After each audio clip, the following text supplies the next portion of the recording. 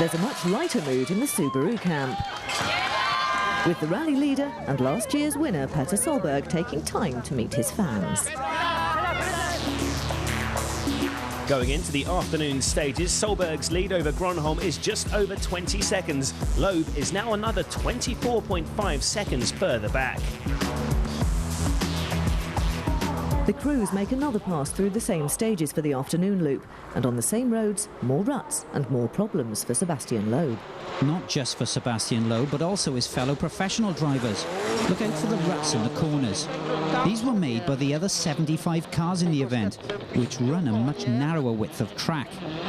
When these wide World Rally cars arrive for a third and even a fourth pass, these ruts are not wide enough, which makes it extremely difficult for the top World Rally cars to get around these corners, which shows when they slide wildly round the bends.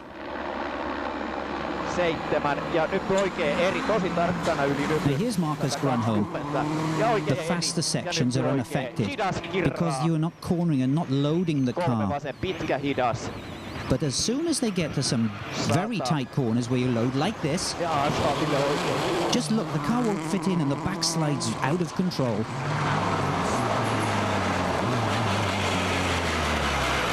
It's terrible. I mean, there is so big ruts everywhere, and we were on the two wheels sometimes.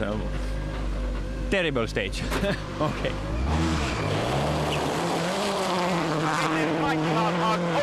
And day two has also proved more of a challenge to Chris Atkinson, from bright beginnings to an uncomfortable afternoon. With 6th place Gigi Gali piling on the pressure.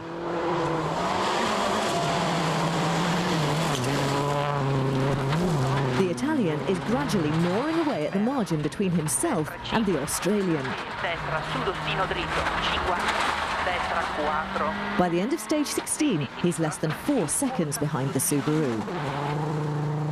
Just behind the Mitsubishi is Francois Duval.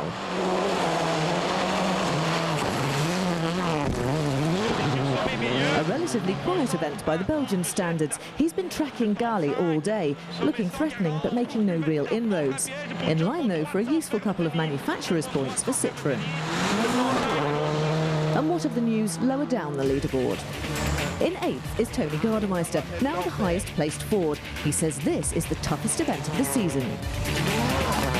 Just behind him is teammate Roman Cresta. Dangerous moments as he sought to keep his traction, but he looks secure in 9th. More than a minute back, Marco Martin's replacement, Daniel Carlson. A tough test to return to the 307 after more than 6 months out in a rally you've never done before.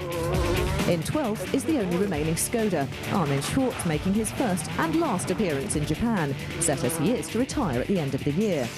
Talking of retirements, the most spectacular off of the day comes courtesy of the Production World Rally Championship and Natalie Barrett.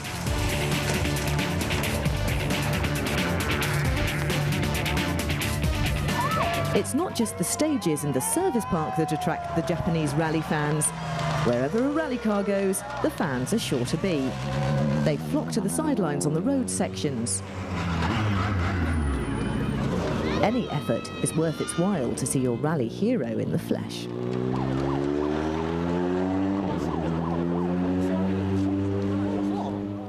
However rutted the roads, however slippery the gravel, there are still plenty of drivers mastering the conditions, amongst them Gigi Gali.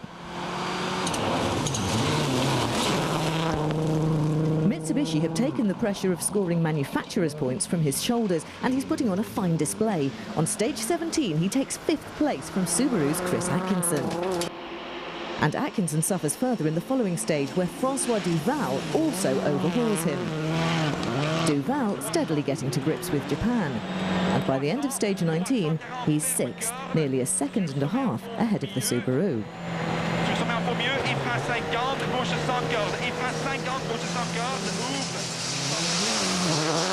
But the number 1 Subaru is still going strong.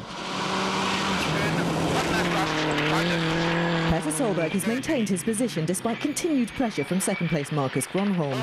And on stages 18 and 19, he beats the Finn to extend his rally lead to 25.5 seconds. My heart is beating, I will tell you. Is it beating hard because of the adrenaline or because you've had a near miss? No, not an air miss, but this was a stage I was afraid of losing too much because it's so fast and I have to take so many risks if I'm gonna have a chance with a pitch on the fast. Since his last victory in Mexico, Petter Solberg has been struggling. His performances have been below his expectations, especially on the gravel events where he would expect normally to win. He's been complaining of problems with the steering, as the car wouldn't turn into the corners as he would like. For the narrow and fast roads of Rally Japan, it is vital for Petter to hold his car on the cleaner lines, which would help him carry more speed through the corners. Understeer and oversteer are characteristics of a poorly balanced rally car. Using our virtual rally car, we can demonstrate how they impact on handling. With understeer, the driver tries to turn into the corner, but the car underreacts. The driver then turns the steering wheel more and has to lift off the throttle, as the car has now moved to the outside of the corner, off the racing line and onto the loose and slippery gravel. With oversteer, the driver turns into the corner, but this time the rear wheels slide off the racing line, onto the loose gravel on the outside. The driver once again has to lift off the throttle and turns into the slide to get the car back on line. The Subaru team have adjusted the Impreza's suspension geometry, and they've had to work hard in testing to overcome their steering issues. Petter Solberg's performance so far in Japan is justification of their labour over the last few months. Well, night's fallen here in Japan, and it's Petter Solberg's rivals who are facing the problems. Marcus Grönholm's 307 has lost pressure in the differentials. That means he's suffering a loss of traction and control. Hardly helpful on dark, slippery, rutted roads.